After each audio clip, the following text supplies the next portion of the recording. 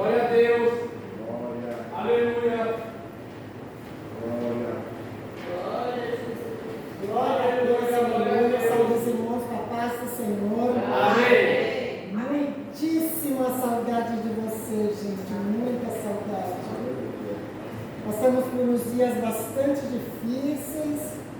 Ainda estamos tomando medicação. Mas graças a Deus a gente já está bem, para a glória de Deus. Aleluia. A gente seguir em frente, né? Glória a Deus. O Senhor é bom, né? A tempestade vem, mas ela passa, né? Isso é maravilhoso. Vamos continuar o nosso estudo de Apocalipse. Hoje nós vamos falar sobre o capítulo 12 de Apocalipse. Na última aula, eu me lembro que nós fizemos um apanhado de tudo que nós tínhamos aprendido. E o capítulo 11, ele termina, ele conclui falando sobre a sétima trombeta. É muito importante nós entendermos essa sétima trombeta que fala o Apocalipse, porque muitos dizem que é nessa trombeta, no toque dessa trombeta, que a igreja é arrebatada. Essa trombeta será a sétima tocada já dentro da grande tribulação. Então, deixar bem explícito que, como nós já aprendemos, a igreja não entra na ira de Deus. A igreja não entra na grande tribulação. Então, mesmo se vocês ouvirem falar que nesta sétima trombeta a igreja é arrebatada, não é. Quando esta sétima trombeta toca, já está quase no final da grande tribulação. Porque os selos são abertos, é aberto o primeiro, o segundo, no sexto selo, ele abre para as trombetas, de acordo que as trombetas vão sendo tocadas, abre para os ais. Então, a partir dos selos, quer dizer, a partir dos 3 anos e meio, o sofrimento vai vindo e ele só vai intensificando. Tanto selos, trombeta, ais, eles vão intensificando o sofrimento daqueles que estiverem na terra nessa ocasião. Então,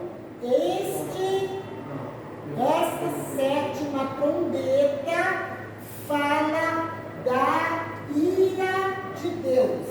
A igreja já não está mais aqui.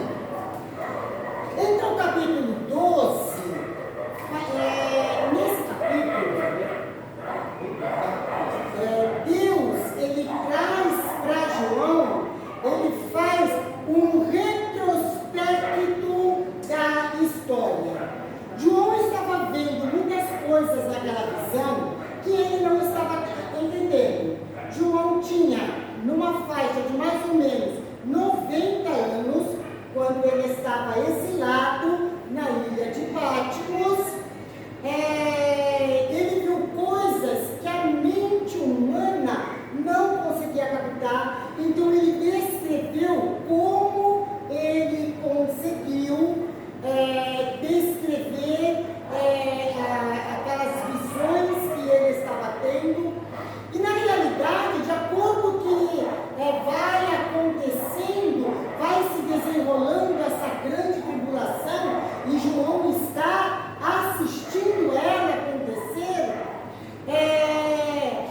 talvez como homem ficassem alguns pontos de interrogação para João. E Deus, ele não deixa nada sem uma explicação. Ele não deixa dúvidas. Nós só precisamos ler e compreender. Então, quando chega nesse ponto, Deus faz um retrospecto a João e a nós, porque aqui revela coisas que é lá do Gênesis. Então, para nós entendermos a Bíblia, quando nós lemos, nós precisamos ler aqui e ler aqui. Aqui está contando um fato, aqui tem a resposta. E nós precisamos juntar os dois para poder entendermos tudo aquilo que o Senhor quer nos revelar. Capítulo 12 vai falar sobre a mulher e o dragão.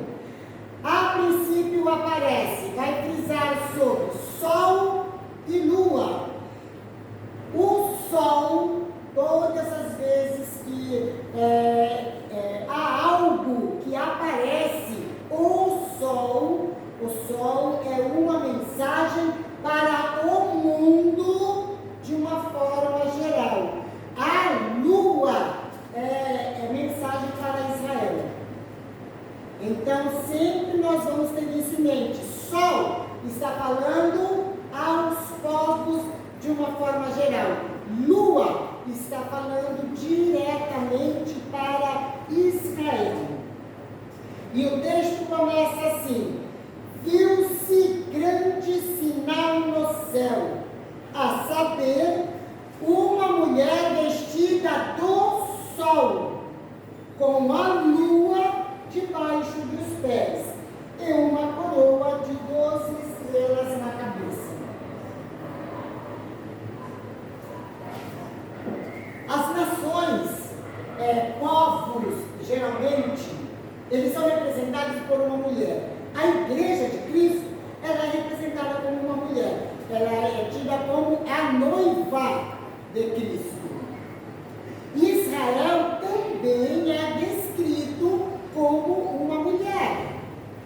E nesse primeiro versículo, João vê uma mulher vestida do sol.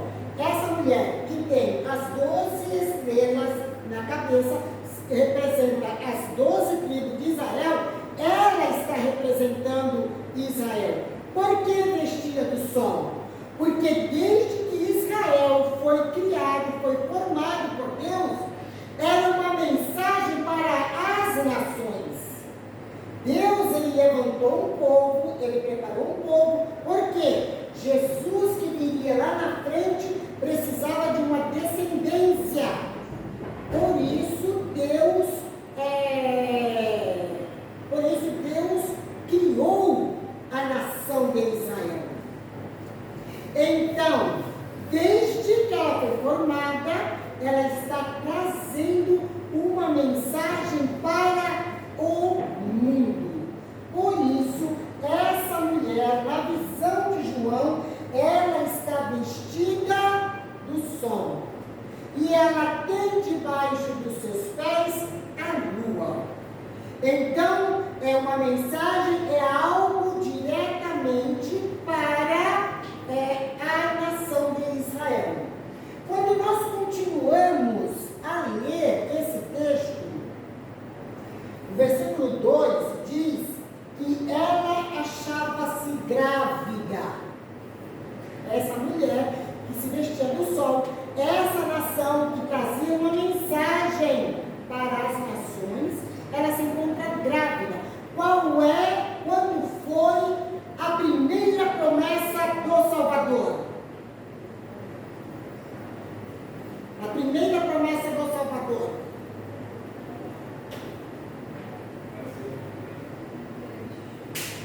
Gênesis 3:15. Quando o homem peca, Deus ele dá 3 sentenças: para a mulher, para a serpente e para o homem. E naquele dia, naquele juízo, ele falou que o descendente da mulher, ele já está falando que a mulher vai ter um descendente, vai nascer alguém da mulher, que é o nosso Redentor. Ele vai pisar a cabeça da serpente. Então, desde que Israel foi formado, já existe uma promessa do Redentor. Aqui João vê uma mulher que ela está grávida.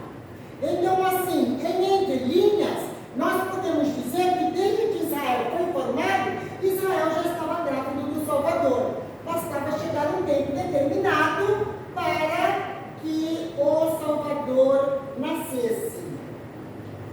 E essa mulher estava sofrendo tormentos para dar à luz. Viu-se também outro sinal no céu, e eis um dragão grande, vermelho, com 7 cabeças, 10 chifres, e nas cabeças 7 diademas. Essa imagem, ela vai fazer referência desde o livro de Daniel, naquelas visões de Daniel que nós aprendemos. A essa altura, nós temos que pegar a mensagem de Daniel, a mensagem de Apocalipse e encaixá-la, porque lá foi dado a base de toda a visão. Aqui João está vendo os detalhes. A sua cauda, olha, aparece, a mulher está com dores, a nação de Israel está para gerar o Messias, o dragão aparece, desde sempre, desde que esse povo foi formado, isso desde Gênesis. Nós vamos falar da nação de Israel, desde que Israel foi formado, que o inimigo, ele vem se levantando contra para quê? Para derrotar o povo de Deus. Levar para a idolatria, levar para o pecado, para a prostituição. A gente vai ver isso ao longo da história de Israel. Então, esse dragão, ele já luta contra essa mulher. Versículo 4. A sua cauda arrastava a terça parte das estrelas do céu. Quando nós lemos essa parte, nós vamos nos lembrar do que? Lá antes de Gênesis 1:1. Por quê? Nós aprendemos isso. Entre os versículos 1 e 2, existe uma distância de tempo. Não sabemos quanto. Não existia sol. Eram tempos de eras. Deus criou no versículo 1 uma terra perfeita. No versículo 2, essa terra já era sem forma e vazia. Então, algo aconteceu. O livro de Ezequiel vai nos explicar o que aconteceu. Esse texto, no decorrer dele, também vai falar sobre o que aconteceu. Quando o diabo se rebelou no céu diante da santidade de Deus, e ele achou que ele poderia usurpar o trono de Deus, o livro de Ezequiel, capítulo 28, vai dizer que ele fez um comércio no céu. O que o comércio faz? Vende um produto. Então, lá no céu, ele teve a sua ilusão de que ele poderia se assentar no trono de Deus, e ele começou a vender essa ideia.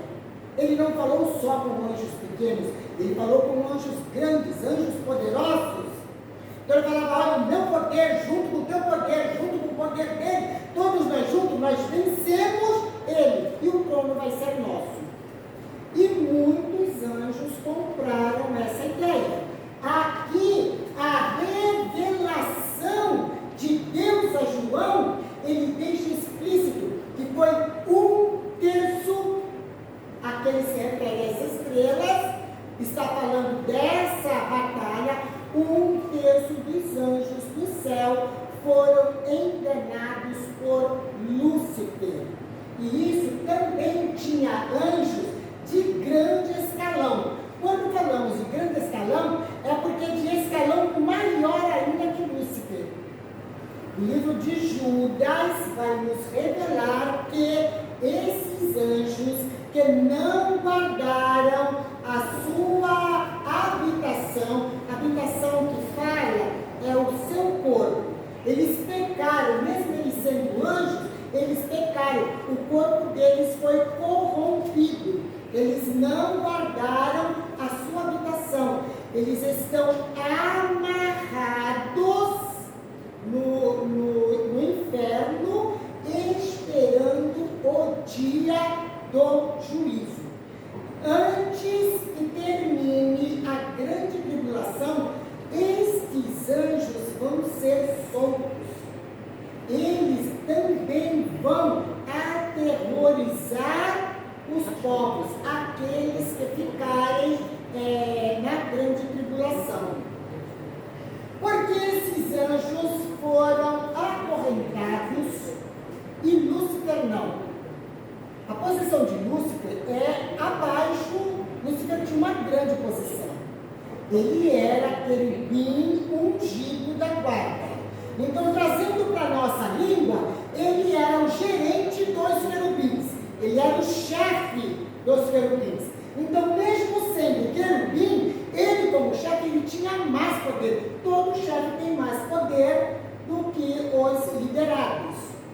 Então, ele tinha mais poder que os demais. Ezequiel deixa claro que ele era querubim da guarda ungido. Só que ele é um querubim. Serafins são anjos acima, é um escalão acima. Todos esses anjos são anjos que estão muito próximos de Deus. Quanto mais perto de Deus, mais poder. Se nós aqui na terra, nós buscarmos ao Senhor, quanto mais perto de Deus nós estivermos, mais poder teremos. Lá na eternidade é a mesma coisa. Nessa hierarquia de anjos, aqueles que estão mais perto de Deus, mais poder eles têm. Então, esses anjos que têm um escalão acima do de Lúcifer, o poder dele é maior. Deus não ia deixar eles na terra. Por quê? Porque Deus sabia a fragilidade do ser humano. E suportar um Lúcifer para o ser humano já é uma luta travada cada dia. O Espírito Santo de Deus nos ajuda. Para isso nós buscamos ao Senhor, nós oramos para vencer a nossa vontade, o nosso eu e todo o engano que Satanás traz para enganar o povo de Deus. Então, esses anjos foram acorrentados. Isso está no livro de Judas, para o dia do juízo. Então, aqui no capítulo 4, nos revela que foi uma terça parte dos anjos. Versículo 5. Nasceu-lhe, pois, o filho varão, que há de reger todas as nações com cetro de ferro, e o seu filho foi arrebatado para Deus até o seu trono. Essa é uma retrospectiva, é um resumo da história. Então está falando, olha, um povo foi criado, uma mulher vestida do sol e já está grávida do Messias. O Redentor está a caminho. Ah, mas tem Lúcifer. Lúcifer foi aquele que bateu no céu. Ele arrastou uma terça parte dos anjos. Agora ele fala sobre o nascimento do Filho de Deus. Nasceu o Filho varão, aquele que vai reger as nações. E esse filho foi arrebatado por Deus. Nós vamos ver que o ministério de Cristo na terra, ele teve um tempo determinado. Ele nasceu, ele viveu como um menino, como um adolescente, como um jovem, como um homem, cumprindo toda a lei, porque para ele poder subir à cruz, ele tinha que cumprir nele, na vida dele, toda a lei. E isso ele fez durante os seus 30 anos de vida. Aos 30 anos, ele vai até João para ser batizado. Aquele seria o tempo X do seu ministério. Todos os sacerdotes nós vamos ver que Jesus ele é sacerdote, é sumo sacerdote eterno. E todo sacerdote começava o seu trabalho no templo aos 30 anos. E foi exatamente o tempo que Jesus começou o seu ministério na terra. E o seu ministério só durou 3 anos ou 3 anos e meio, mais ou menos esse tempo. Então a gente vê que não foi muito tempo, né? E aqui ele fala rapidamente que o filho nasceu e o filho foi tomado por Deus.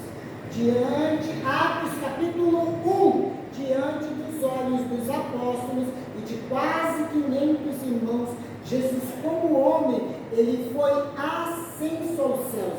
Aquilo foi testemunhado por quase 500 pessoas naquela época. O filho foi tomado para o Senhor.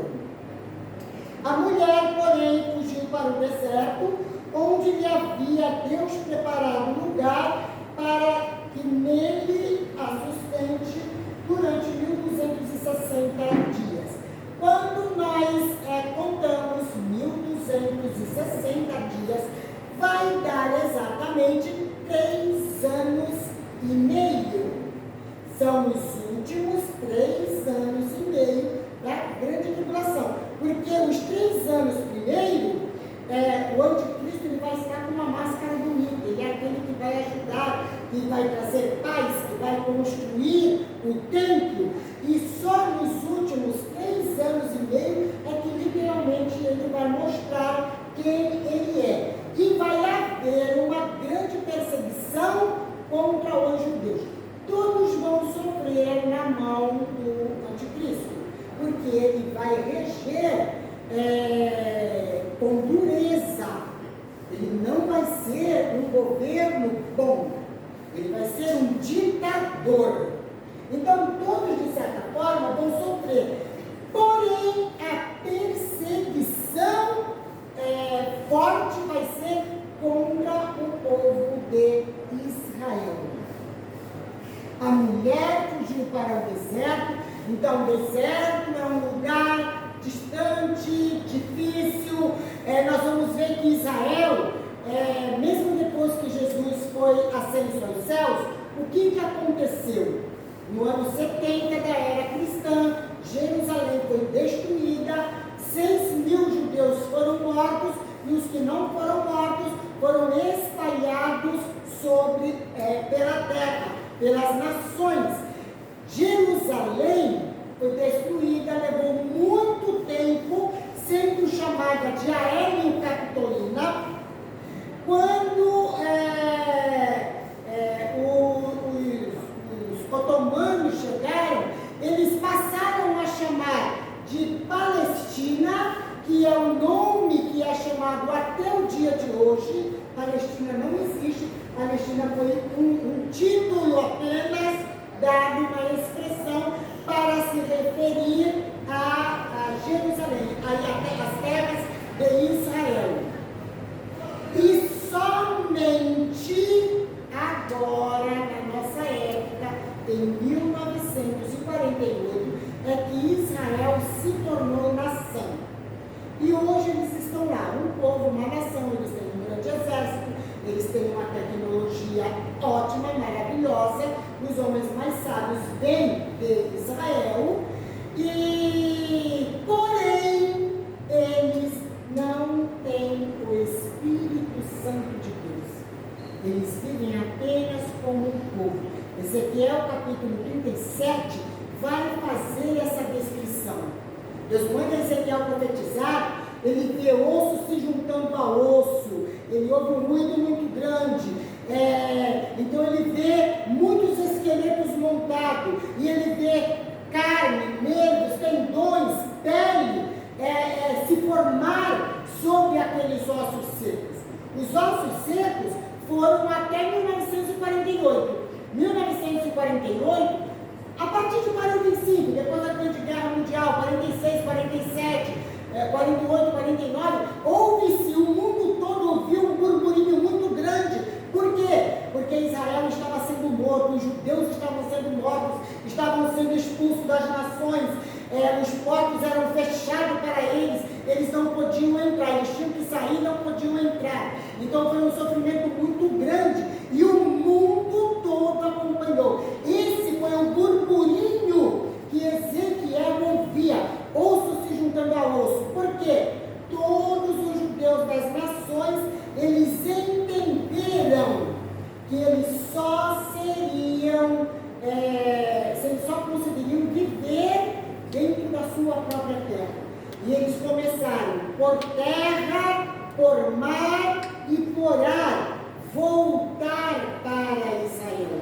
Foi quando eles se tornaram literalmente nação em 1948. Então, a profecia de Ezequiel explica o que aconteceu. E essa última parte, quando fala que ela foi sustentada por 1260 dias, agora já está falando da grande tribulação. Eles continuam no deserto, porque a igreja, o povo de Deus, já foi arrebatado. Eles também são povo de Deus, mas eles serão resgatados através da dor, do juízo, porque eles rejeitaram o Messias. Nós, o povo de Deus, Igreja de Cristo, nós aceitamos o Messias, aceitamos o sacrifício do Messias, nós cremos no sacrifício de Cristo. Se Cristo sofreu a ira de Deus na cruz, e eu creio em Cristo, então Cristo sofreu a minha ira. O que eu tinha que passar, Cristo passou. Então todos os cristãos que formam a igreja creem em Jesus. Então Jesus sofreu a ira que cabia a nós. Por isso a igreja não entra na ira de Deus. Esse povo é sustentado lá no meio da grande tribulação. Muitos povos que vão estar lá vão estar auxiliando, ajudando os judeus. Vão ser povos que, quando terminar a grande tribulação, Jesus desce com seus pés no Monte das Oliveiras, ele vence a batalha do Armagedon, e aí Israel entra para o reino milenar. Essas nações que ajudaram Israel, que alimentaram ele, que esconderam ele, essas nações vão ter direito de entrar no reino milenar. Essa parte da Bíblia é descrito em Mateus capítulo 25, quando fala do grande julgamento. Jesus fala, quando ele conversa com os judeus, ele está contando para os judeus o que é que vai acontecer. Olha, vai acontecer naquele dia.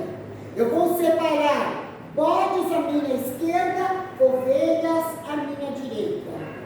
Então vamos falar assim, povos gentios ruins, que condenaram, que não ajudaram os judeus, e nações ovelhas, povos que ajudaram os judeus. E ele diz assim: porque eu tive fome, me deste de comer, eu tive sede, me deste de beber. Ele diz assim: vinde, entrai para o reino. Para o reino. Ele não está dizendo que aquelas nações ovelhas, que aquelas ovelhas vão entrar no reino do céu, vão herdar o reino do céu. Ele está falando no reino. O reino que ele se refere é o reino milenar, porque Cristo vai reinar nessa terra por 1000 anos. Então, esses povos que deram de comer, deram de vestir, deram água, ajudaram, eles entram para o reino. Jesus diz que está preparado desde a fundação do mundo. Nesse mesmo texto, ele fala assim para os bodes: porque vocês me viram com fome e não me deram de comer, porque vocês me viram com sede e não me deram de beber, porque vocês não me vestiram, porque vocês não me visitaram. Então se vê, Jesus fala assim para as ovelhas: quando fizestes a um destes meus pequeninos irmãos, Jesus era o quê? Jesus era o quê? Nacionalidade? Judeu. Jesus era judeu. Ele está falando assim: olha, todos os que ajudarem esses meus pequeninos irmãos, ajudaram os judeus, a mim o fizestes. Por isso, eles têm o direito de entrar no reino milenar. Isso é amor de Deus. Então, durante 1260 dias, nós vamos ver que nesse retrospecto que Deus faz a João, ele já está falando assim: olha, os judeus vão sofrer 3 anos e meio. Isso foi mais do que anunciado por Jesus. Eles simplesmente não entenderam a mensagem que Jesus deixou. O versículo 7 vai nos relatar sobre algo que aconteceu também lá antes de Gênesis 1:1. E a partir do versículo 7 se junta com Ezequiel 28. A Bíblia diz assim: houve peleja no céu, Miguel e os seus anjos pelejaram contra o dragão. Também pelejaram o dragão e seus anjos. Todavia não prevaleceram, nem mais se achou no céu o lugar deles. E foi expulso o grande dragão, a antiga serpente, que se chama Diabo e Satanás, o sedutor de todo mundo. Sim, foi atirado para a terra, e com ele os seus anjos. Aqui está falando exatamente da vitória de Miguel lá na eternidade passada. Miguel é serafim? Miguel é anjo guerreiro. Não é serafim, É anjo de guerra. Miguel, exatamente, ele se apresenta na Bíblia como guardião de Israel. Ele é guardião de Israel. Lá no livro de Daniel, Miguel aparece também. Ele é guardião de Israel. São anjos guerreiros. Não é só Miguel que é anjo guerreiro. Tem lá um esquadrão de anjos guerreiros. Na passagem de Daniel, capítulo 9, se eu não me engano, Daniel faz uma oração e ele aguarda uma resposta. Por 21 dias, o anjo, Deus ouviu a oração, respondeu, e um anjo mensageiro desceu com a resposta. Mas quando ele chegou no espaço, nesse mundo espiritual que nossos olhos não veem, o príncipe do reino da Pérsia, quer dizer, o principado da Grécia, se colocou diante dele. Anjo mensageiro não é anjo guerreiro, então ele não guerreia. Ele só traz a mensagem, ele parou e ficou lá com a mensagem. 21 dias.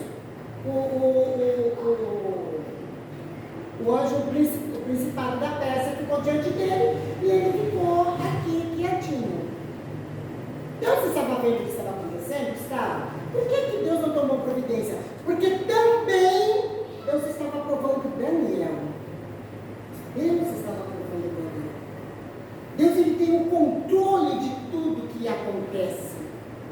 Então, a prova para Daniel é: você vai persistir, você vai continuar orando, você vai desistir, você vai largar de mão? E a Bíblia fala que durante 21 dias, Daniel orou fielmente ao Senhor. E aí então Deus manda Miguel, com os seus anjos guerreiros, para guerrear com aquele principado, e então o anjo mensageiro desceu e falou para Daniel: homem muito amado, desde o primeiro dia que você orou, as tuas orações foram ouvidas. Aquilo já era um consolo para Daniel. Consolo para Daniel e um ensinamento para as nossas vidas. De que nós oramos e nós não podemos querer a resposta para já. Tem resposta que Deus vai dar prontamente. Tem outras que nós não vamos receber a resposta. Vai demorar um certo tempo. Para Daniel foi 21 dias. Para mim pode ser 5 anos, 10 anos, 20 anos, 30 anos. Para Deus responder a vitória do filho que eu esperava, eu tive que esperar 30 anos. Mas a gente não pode desistir. Tem que persistir e acreditar sempre. E a resposta virá no tempo de Deus. Nunca vai ser no nosso tempo, sempre no tempo de Deus. Então, essa passagem de Apocalipse vai também nos explicar o que aconteceu naquele dia, lá naquele tempo entre o verso 1 e o verso 2 de Gênesis. A partir do versículo 10, agora Deus é louvado. Algumas vezes no livro do Apocalipse, nós vamos ver que João, ele vai descrevendo o que ele está vendo, e daqui a pouco ele começa a falar sobre o louvor do céu, sobre uma adoração no céu. Todas essas coisas, Deus ele é adorado constantemente. Nós falamos assim, 24 horas, porque o nosso tempo, o nosso dia que nós conhecemos é de 24 horas. Deus, ele é atemporal, não tem tempo para ele. Pedro vai dizer que um dia nosso de 24 horas, para o Senhor é como 1000 anos. E 1000 anos para o Senhor é como um dia nosso. Quando eu falo que eu esperei 30 anos por uma resposta, para Deus foi 3 horas, digamos, 3 horas. Foi um tempo curto. Eu tive que esperar. O meu tempo é diferente do tempo de Deus. É por isso que nós não podemos retrucar a espera. Nós temos apenas que esperar, porque o tempo de Deus é diferente do nosso tempo. E Ele vai nos enviar a resposta quando Ele vê que nós estamos prontos para receber tal resposta. Então aqui João vê louvor e adoração no céu. Ouviu uma grande voz do céu proclamando: agora veio a salvação, o poder, o reino do nosso Deus e a autoridade do seu Cristo, pois foi expulso o acusador de nossos irmãos, o mesmo que já acusa de dia e de noite diante do nosso Deus. O versículo 13 vai falar que o dragão persegue a mulher. A luta de Satanás contra a humanidade vai ser ferrenha e até o último dia que ele possa estar lutando. Ele não vai desistir. A gente pode falar assim: eu estou orando, Deus me deu a vitória, Deus respondeu a minha oração, agora eu estou tranquilo. Não, não está tranquilo não. O diabo vai continuar ardiloso. Ele vai continuar clamando. Ele vai continuar tentando nos enganar de alguma forma.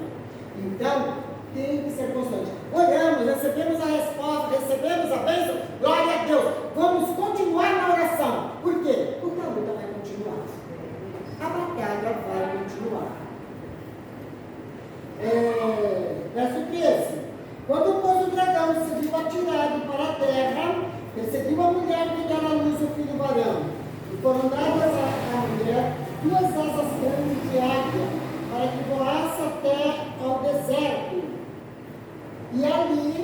ela foi sustentada durante um tempo e metade de um tempo, fora da vista da serpente. Quando nós somamos o que a Bíblia diz, que um tempo de tempo, que é metade de um tempo, a soma também é 3 anos e meio. A soma é a mesma. As palavras podem ser usadas diferente, mas o tempo é o mesmo. Está falando sobre a grande tribulação. Então a serpente arrojou da sua boca atrás da mulher água como um rio, a fim de fazer com que ela fosse arrebatada pelo rio, fosse arrastada. A terra, porém, socorreu a mulher, e a terra abriu a sua boca e engoliu o rio que o dragão tinha arrojado da sua boca. De todas as lutas que vai haver, todas as batalhas, todas as catástrofes que vai haver durante a grande tribulação, Deus, Ele vai estar sempre com a sua mão sobre o seu povo. No capítulo 7, nós aprendemos que antes que fosse aberto o 6º selo, Deus ele fala assim: espera, e ele envia anjos para selar os selos nos 4 cantos da terra. Quando fala nos 4 cantos da terra, porque tem judeus espalhados em todo lugar. O montante, a maior parte, quase que 100% de Israel, na grande tribulação, vai estar na terra de Israel. Mesmo assim, ainda pode ter alguns à parte. Desde o ano 722, quando a Síria se levantou o império, ela levou cativa 10 tribos. Essas 10 tribos estão espalhadas no mundo até hoje. Até hoje. Então, há judeus espalhados por todo o tempo. Durante o antissemitismo, ao longo da história de Israel foi rejeitado aqui e ali, e eles foram se acolhendo aonde eles conseguiam. Agora, depois de 1948, quando ele se tornou nação, nem todos os judeus voltaram para Israel. Nós vamos ouvir falar sobre os judeus safardistas. Judeus safardistas são os judeus que foram para Portugal, são os judeus portugueses. Quando eles chegaram lá, o que eles fizeram? Eles trocaram de nomes. Muitos, quando eles chegaram em Portugal, eles vieram para o Brasil, principalmente para o Nordeste. Muitos judeus. Quando eles chegaram aqui, eles trocaram os nomes. Uma boa parte do povo brasileiro é descendente de judeu e não sabe. Uma boa parte. Nós temos uma lista de muitos sobrenomes que os judeus usaram quando eles chegaram aqui, quando eles chegaram em Portugal. Eles foram trocando, porque o nome condenava eles. E para eles se livrarem da perseguição, então eles trocaram os nomes. Nós vamos ver, olha, quando Deus promete para Abraão, ele chama Abraão e ele fala: eu vou fazer de você uma grande nação. Abraão não tinha nenhum filho, mas a promessa estava feita: eu vou fazer de você uma grande nação. Reis virão de ti, nações virão de ti. E Deus cumpriu dessa forma. Deus fez a promessa para Abraão em 2 instâncias. Ele falou para Abraão olha para o céu, se você puder contar as estrelas do céu, então você vai poder contar a tua descendência. E depois ele diz: agora olha a areia do mar, os grãozinhos de areia. Se você puder contar, você vai contar a tua geração. Então nós vemos que Deus fez uma promessa para Abraão em 2 instâncias: terra, povo físico, estrelas, vai falar de altura, de divindade, de celeste, são o Israel de Deus, todos nós que cremos em Jesus. Então, tanto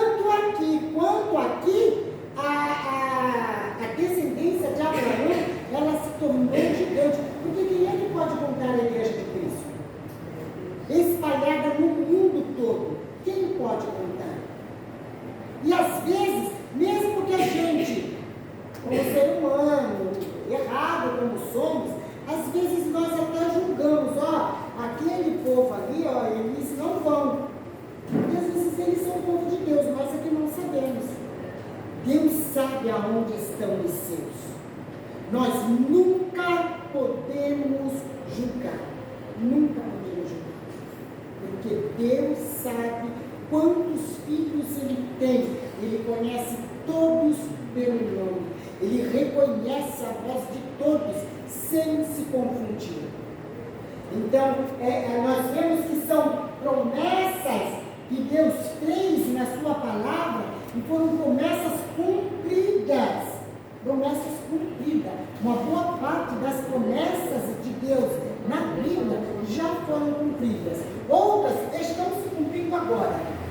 E outras só vão se cumprir no final dos tempos. Por quê? Porque são promessas escatológicas. Versículo 17. Irou-se o dragão contra a mulher e foi pelejar com o restante da sua descendência, os que guardam os mandamentos de Deus e têm o testemunho de Jesus. Tem algumas traduções que são diferentes. Na minha, o versículo 17, ele se completa assim. Os que guardam os mandamentos de Deus têm o testemunho de Jesus e se pôs em pé sobre a areia do mar. Esse é o último versículo, para entrar no capítulo 13, que vai dizer que sobe, emerge uma besta do mar. Tem Bíblias que essa última parte do capítulo 12 é o começo do primeiro versículo do capítulo 13. É assim, né? Então, dependendo a tradução, eles tiraram da última parte e eles jogaram para o primeiro. A verdade é que o capítulo 12, o capítulo 13, Deus ele faz esse retrospecto até a grande tribulação para João.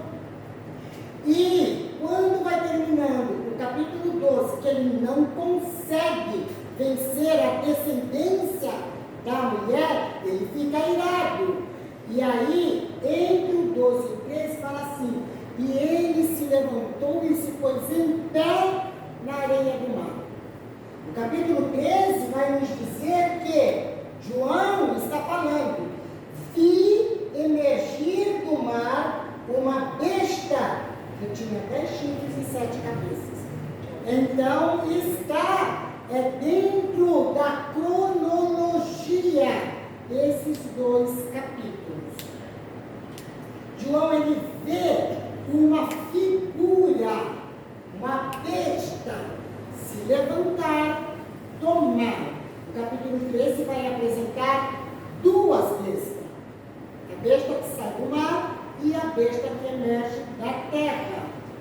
Vamos ver a descrição dessa besta que emerge do mar. Vi emergir do mar uma besta que tinha 10 chifres e 7 cabeças, e sobre os chifres 10 diademas, e sobre as cabeças nomes de blasfêmia. A besta que vi era semelhante a leopardo, com pés de urso e boca como de leão, e deu-lhe o dragão o seu poder, o seu trono e grande autoridade. Nós estudamos capítulo por capítulo do livro de Daniel. Esse texto vai se encaixar com Daniel capítulo 7, quando Daniel vê a visão dos 4 animais que saem do mar também. O primeiro era um leão com asas de águia. O segundo era um leopardo, que ele tinha um lado mais alto que o outro e trazia 3 costelas na boca. O terceiro animal era um leopardo que tinha asas. E o 4º animal era tão terrível, tão feio, tão horroroso, que Daniel procurou na zoologia e não achou comparar.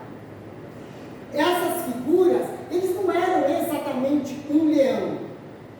Mas quando Daniel olhava, ele falava assim, olha, é semelhante a um leão, mas ele tem asas como de águia. É semelhante a um urso, mas ele tem um lado mais alto, ele traz costelas na sua boca.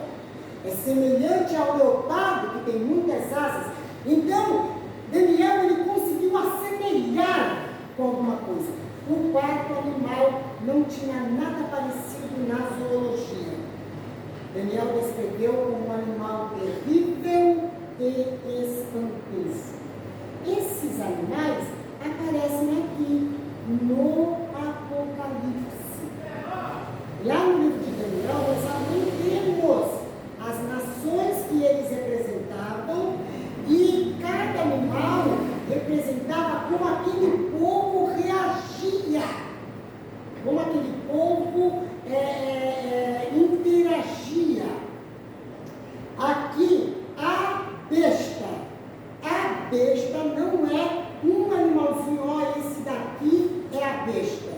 Não, a besta, ela é semelhante ao leopardo. O leopardo está lá na visão de Daniel. O leopardo é pela sua rapidez. O leopardo representava que reino no livro de Daniel? A Grécia. Alexandre conquistou com muita rapidez, era a rapidez de um leopardo. Então, essa besta, ela é semelhante ao leopardo. Ela tem algo da Grécia, com os pés de urso. Quem era o urso na visão de Daniel? Era o Império Medo-Persa. Por isso ele tinha um lado mais alto, porque a Pérsia venceu a Média e vai terminar a história. Nós vamos ver isso no livro de Esther, que eles não falam mais a Média e a Pérsia, eles falam a Pérsia, porque a Pérsia venceu a Média. Então a besta, ela tem algo da Pérsia. Que país é a Pérsia hoje? Irã. A Pérsia está lá até hoje, Irã. Irã está lá, alimentando urânio, está lá preparando as armas nucleares. Irã está lá, todo vapor. Aqui, olha, a besta tem algo da Pérsia e a boca como de leão. Quem era o leão na visão de Daniel? A Babilônia. Esqueci tudo. Não pode esquecer. A Babilônia. Babilônia era a cabeça de ouro. Era o leão. Leão é o rei dos animais. Ele tinha asas e semelhança de águia. A águia é a rainha das aves. Então a Babilônia está no topo. Aqui a Babilônia é a boca. A boca é aquilo que fala. A boca que dá o comando. Então nós vamos ver que essa besta que João vê, ele tem um pouquinho de cada, coisas que Deus já havia revelado para Daniel. E diz assim, e deu-lhes o dragão o seu poder, o seu trono e grande autoridade. A besta que sobe do mar é um poder eclesiástico. Nós estamos vendo que a descrição dela fala de animais que eram nações. É um poder eclesiástico.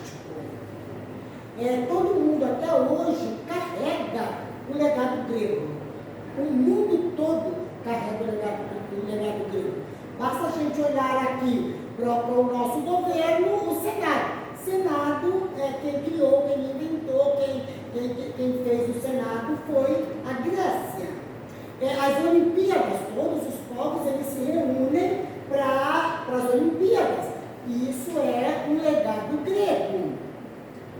A Babilônia também deixou um legado para o mundo. A Babilônia é a corrupção, é o pecado, é o desejo do poder, é a arrogância.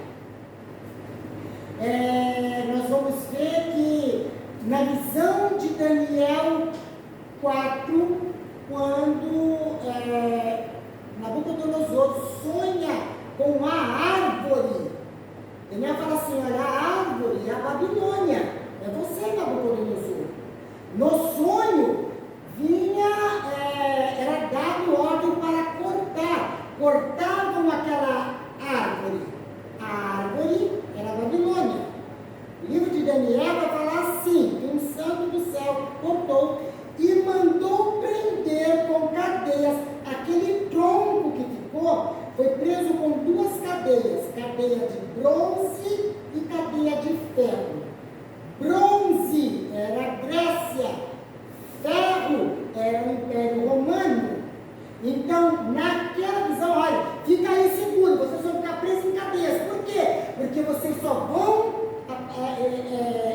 reaparecer e ficar inteiramente ativos na grande tribulação, no final dos tempos. Tudo que é de terrível ficou reservado para o final dos tempos. A grande tribulação vai ser um tempo terrível. Então aqui ficou Babilônia, Grécia e Roma. A besta, ela traz a Grécia, a Babilônia, que é a corrupção, que é o orgulho, a soberba, e a Pérsia. A Pérsia, hoje, são os portadores de cabeça. A Pérsia é um país 100% xiita. 100% xiita. Então, nós vamos ver que tudo aquilo que Deus ele vem revelando no meio da palavra, quando chega no Apocalipse, a gente começa a juntar e entender. É um poder eclesiástico que vai trazer um pouco de cada. O diabo foi selecionando, foi separando, guardando o pior do que ele tinha aqui, porque ele vai colocar aqui num poder eclesiástico. O governo, que é a besta é um sistema com todos esses males das nações, que vai dar poder para um homem. Esse é o poder eclesiástico. A besta é um sistema que vai dar poder para um homem. Que homem será esse? O anticristo. Então, esse anticristo, olha, e deu-lhes o dragão o seu poder, o seu trono e grande autoridade. Porque por um pouco de tempo, esse homem vai ter poder e autoridade sobre a terra naquela ocasião. A terra vai estar bastante destruída, gente. Porque quando nós vemos as trombetas, as taças, os selos, vai falar que uma parte caiu no mar, outra parte caiu em toda a floresta, tudo que tem verde, uma parte na terra. Cada vez que essas taças, essas trombetas são tocadas, partes da terra vão ser destruídas. Quando chegar ao final da grande tribulação, a geografia da terra que nós conhecemos hoje vai estar totalmente mudada ao final da grande tribulação. Lembra quando a gente lê lá em Gênesis, que Gênesis 1 fala que a terra era perfeita, mas o 2 fala que a terra era sem forma e vazia? Vai ser a situação da terra na grande tribulação. Nada do que Deus deixou escrito aqui foi, escreveu o que ele escreveu. Não, ele escreveu, deixou anotado, que é para nós entendermos o fim a partir do começo. É para nós entendermos. Então, o reino, o poder que o anticristo vai reinar, já não vai mais ser esse mundo belo, bonito, que a gente está vendo aqui. A população, boa parte dela, já vai ter sido morta, destruída. Então, ele não vai ter grandes povos para ele reinar. Vai ter lá os povos que ele vai subjugar, e o foco dele Israel, é destruir os judeus. Esse é o forte do anticristo.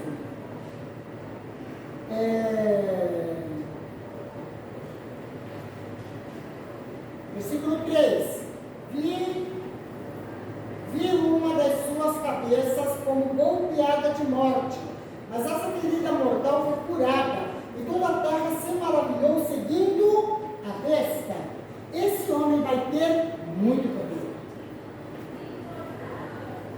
Poder de curar. Poder de...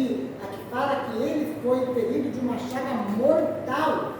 Ele foi curado e a terra viu e se maravilhou.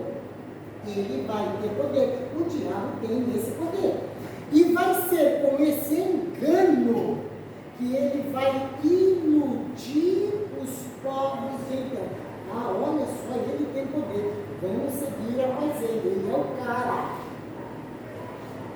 Foi-lhe dado uma boca que proferia arrogância e blasfêmia e autoridade, para agir por 42 meses. 42 meses são 3 anos e meio. Nós vamos ver que todas as dicas que vai dando a passagem bíblica sempre vai levar para 3 anos e meio, o final da grande tribulação. E abriu a boca em blasfêmias contra Deus para lhe difamar o nome, e difamar o tabernáculo, e a saber, os que habitam no céu. Ele vai afrontar Deus. Foi-lhe dado também que pelejasse contra os santos e os vencesse. Os santos que está falando aqui são os judeus. Deu-lhes ainda autoridade sobre cada tribo, povo, língua e nação. Quando fala que ele teve autoridade de lutar contra os santos e os vencer, qual é o vencer que ele vai ter? Porque assim, ele vai perseguir, e os judeus não vão ficar ali olhando para a cara dele, vendo ele apontar e ficar ali olhando. Não, os judeus vão fugir, vão se esconder, vão para as fendas das penhas. Vai ser aí que muitos povos vão ajudar os judeus, vão socorrê-los na tribulação. Então, o vencer não é que ele venceu o povo de Israel, ele venceu os judeus. Ele vence ali, olha, eu consegui espantar eles, estão correndo. Eu agora vou caçar cada um deles aonde eles estão. Esse é o vencer que a Bíblia aqui se refere. Não é, eu estou com a vitória final, eu vou cantar a vitória. Não é. Ok? E adorarão todos os que habitam sobre a terra. Como ele vai fazer muitos milagres, ele vai ser adorado como Deus. É tudo que ele quer. Ele vai ser adorado como Deus. Nos 3 primeiros 3 anos e meio primeiros, ele vai cativar os judeus, porque ele quer construir um templo. Para ele ser adorado por Deus, ele quer se assentar no templo de Deus. Esse templo vai ser construído, um templo recorde de 3 anos e meio. Por quê? Porque nos últimos 3 anos e meio ele vai tirar a máscara e agora ele vai fazer milagre, ele vai poder, ele vai ser adorado. Então ele vai se assentar no templo e se intitular Deus. Quando nós vamos para Daniel 9, que Deus revela as 70 semanas de Daniel, Deus dá 6 razões para essas 70 semanas de Daniel. A última delas, se vocês observarem lá no versículo, vai dizer que é para purificar o santo dos santos.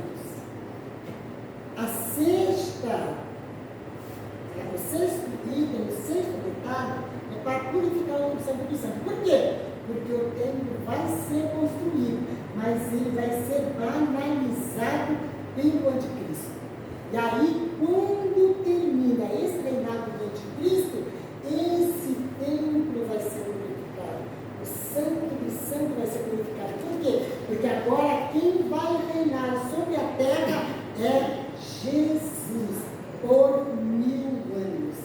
Então, o que Deus revelou em Daniel, a gente vai encontrando as explicações aqui em Apocalipse.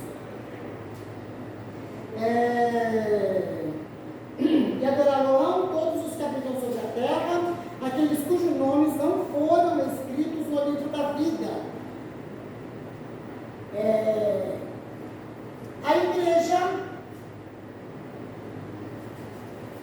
será arrebatada, um povo que tem o seu nome no livro da vida. Nem todos que estão dentro da igreja, infelizmente, não vão.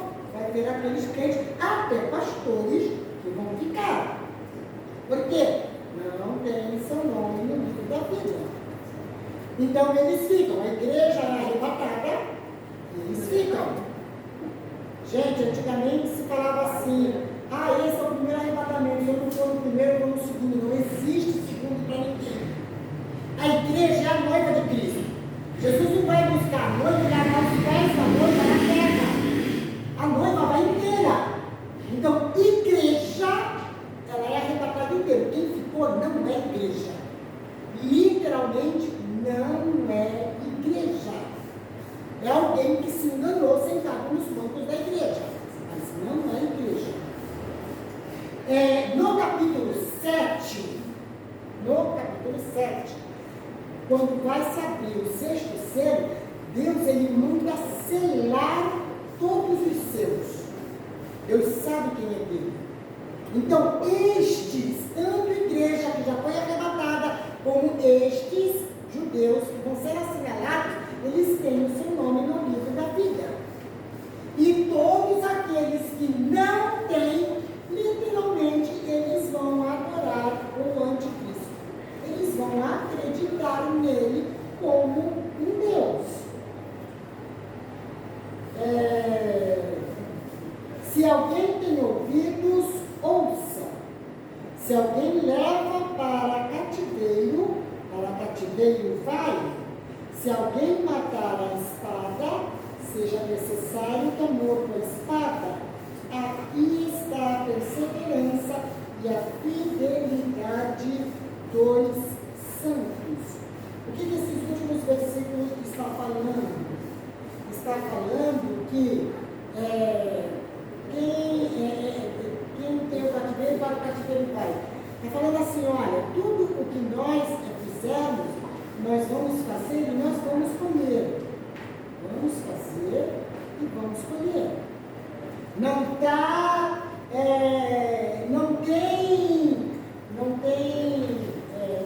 vai massagear o ego de ninguém, ele não vai passar a mão na cabecinha de ninguém. Não vai. Da mesma forma como se faz, da mesma forma vai se receber. Nós hoje temos que buscar a Deus e buscar cumprir a palavra de Deus. Por quê? Porque eu vou receber segundo o que eu fizer. Somos perfeitos? Não. Mas dentro daquilo que nós podemos, nós temos que fazer a vontade do Pai. Eu tenho que negar a mim, eu tenho que negar a minha vontade, o meu eu, os meus desejos, para fazer a vontade de Deus. O pecado ele vai se cansar de me convidar para o mundo, me apresentando isso, aquilo, coisas tão belas, tão bonitas, coisas tão atuais, tão modernas, que vai falar assim, não tem nada a ver, tem a ver sim. Vamos nos manter na palavra de Deus. Porque conforme nós fizermos, conforme nós receberemos. Gente, é 9 horas, eu não vou entrar na besta que emerge da terra, porque essa aula eu vou usar o computador.